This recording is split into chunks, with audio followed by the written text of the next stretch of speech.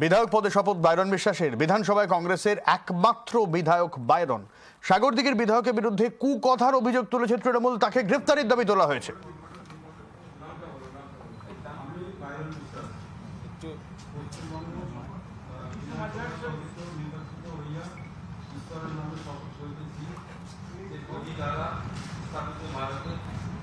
অত্যন্ত কুৎসিত ভাবে, নিন্দনীয় ভাবে সঞ্জয় জৈনকে বিনা প্ররোচনায় ফোন করে তুমি কি অমুক, কিন্তু যেভাবে মা বোনেদের তুলে কুৎসিত ভাষা প্রয়োগ হয়েছে, আমরা এর তীব্র বিরোধিতা করছি। এই বাইরন বিশ্বাসের বিরুদ্ধে আইনি ব্যবস্থা চাই।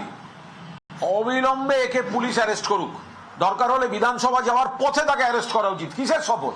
অধীর চৌধুরীকে পরিষ্কার বলতে চাই, আপনি এই স্টেটমেন্ট সমর্থন করছেন কি করছেন না? একটা চক্রান্তের মধ্যে দিয়ে এই লোকটা জিতে এসেছে।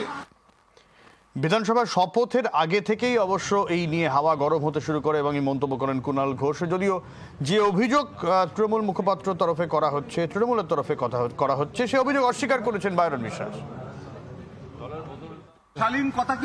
না, এগুলো সব এগুলো সব মিক্স করা, মিথ্যে কথা, এগুলো ফালতু কথা, এগুলো কোর্টে প্রমাণ হয়ে যাবে। আমি যদি টিএমসিতে থাকতাম তাহলে কোনো দোষ ছিল না, কংগ্রেসে আছি বলে আমার সব দোষ। কে কি বলছে আমাকে অ্যারেস্ট করবে, তো ওটা কি ওনার নিজের পার্সোনাল ব্যক্তিত্ব ব্যাপার যে বললে অ্যারেস্ট হয়ে যাবে?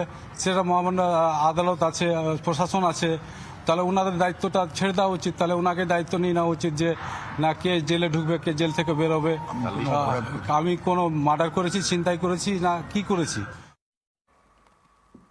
নিন্দায় কংগ্রেস এবং বাম কি বলছেন অধীর চৌধুরী শুনি। যদি অডিও রেকর্ডিং বাইরন বিশ্বাসের হয়, আমি তার জন্য চরম নিন্দা করবো, চরম ভর্ৎসনা করবো। মানুষকে ট্যাপে ফেলার জন্য কাউকে উত্তেজিত করে, ভুল পথে পরিচালিত করে, হয়তো জ্ঞানে অজ্ঞানে অনেক সময় আমরাও অনেক ভুল শব্দ ব্যবহার করে ভুল কথা বলে দিই। যদি বাইরন বিশ্বাস সে কাজ করে থাকে, তাহলে আমি বলবো সে যেন সর্বসম্মুখে ক্ষমা চেয়ে নেয়। কংগ্রেস দলে কখনো কারোর বিরুদ্ধে গালিগালাজকে আমরা প্রশ্রয় দিতে পারি না, ক্ষমা চার জন্য আমরা বলবো।